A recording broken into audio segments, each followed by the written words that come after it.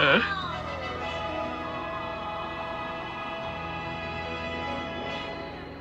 cat.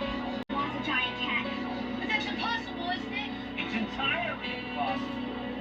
Now, I like this hiding place a lot, but you'll never find us here. Scream and run.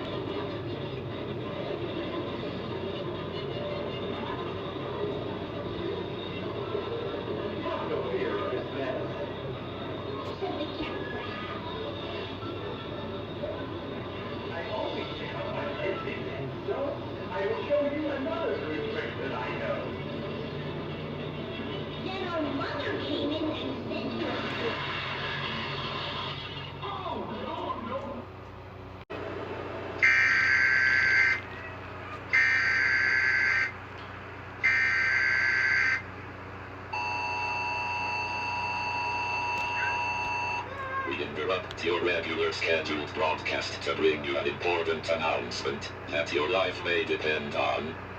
This is not a drill. This is not a test.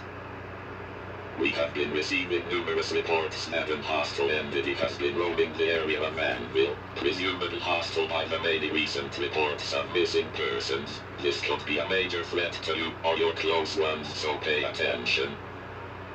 Reports indicate that the entity takes the appearance of a domestic short-hair feline, portrayed with human-like proportions, wearing a long red necktie and an elongated red and white striped topper. While it refers to themselves as the Cat in the Hat, don't let the name mistake you. This is a dangerous and powerful hostile monster for thirst for blood and murder. Do not take any risks by looking outside. Lock all your doors and windows. Do not let anyone inside, even if they look human. He can shape-shift. Turn off any lights or radio frequencies. Do not try to save your pets, as you will end up getting yourself murdered. Keep away from any seals, holes, windows or any ventilation. Any means of the smallest gap links to your outside world. The entity is known for sensing boredom, so please try to keep yourself entertained with any needs necessary. If you hear it starting to rain outside, pay no mind to it. Don't get frightened by any thunder. He's trying to trick you.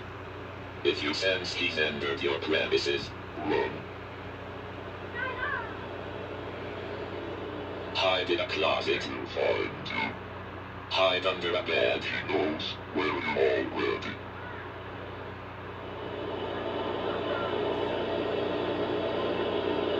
Pray you don't hear his laugh. Good luck, and may God be with you. I mean, can you visualize seeing one of the creatures from a Dr. Seuss book in real life? The Grinch, the Sneetches, and worst of all, the Cat in the Hat. I mean, come on. I always expected Universal to take advantage of their Seuss area's built-in eeriness. However, this only happened twice, for their yearly horror event, Halloween Horror Nights, and it was back in the early 2000s. I've recently found out that they stopped doing it there because of what happened to one of the guests after leaving on the second year. A high school boy named Mason Fisher. He was a sophomore that year and went to Halloween Horror Nights with his wrestling team as a celebration for winning their championship. Although Mason and his two best friends broke off from the rest of the group almost immediately upon entering. Mason's buddies didn't really care that much about the event. I mean, they enjoyed it, but it was mostly just an excuse to party and holler at girls for a night. But he was always secretly afraid of Halloween Horror Nights, which is why he had never been before that year. So it was like a personal rite of passage for him, not being a big fan of getting scared. See, while he was a kind of big guy, on the inside he always felt like a bit of a fearful person. But when he entered the first scare zone, he realized it wasn't all that bad. He actually felt like most of the stuff was pretty tame in person. So he kind of forgot about his fear and started having a really good time. Over the next couple hours, they explored Olive Island's adventure, checking out a bunch of houses and one of the shows. That year's theme was based on the evil mind of the director, a filmmaker who often made short films in which his victims died on camera. They ended up at a show called Infestation, where the director would put a glass box over the guests' heads and ended up putting some kind of creature inside with them. For Mason and his friends, this was a great show, just the perfect amount of disgusting. However, there were these two girls in the audience they saw leaving the show, and Mason's friend Brandon wanted to go catch up to them. So they left the show midway through to go follow him. They trailed behind the girls for a good 10 minutes, before Brandon actually got the courage to go up and talk to them. He was pretty decent with ladies, and ended up saying something that made them laugh, and at that point the group was in. Charlie, Mason's other friend, quickly ran up and started talking to the second girl, before Mason got the chance. He was okay with that though. He was just enjoying the night regardless. They then headed into the Dr. Seuss scare zone, one called Booville. There weren't any characters in there, and because of that there weren't any guests either. I guess the group hadn't really been paying attention to where they were going, because they didn't realize there wasn't much going on over there. Although, it was kind of a perfect place for a couple guys trying to get close with some girls. So they ended up walking with the girls past this playground, towards the lake. Mason started really noticing just how weird the area was at that point. The playground had all these bizarre creatures in it. One in particular is this thing that's part cow, part centipede. The kids are supposed to ride on top of.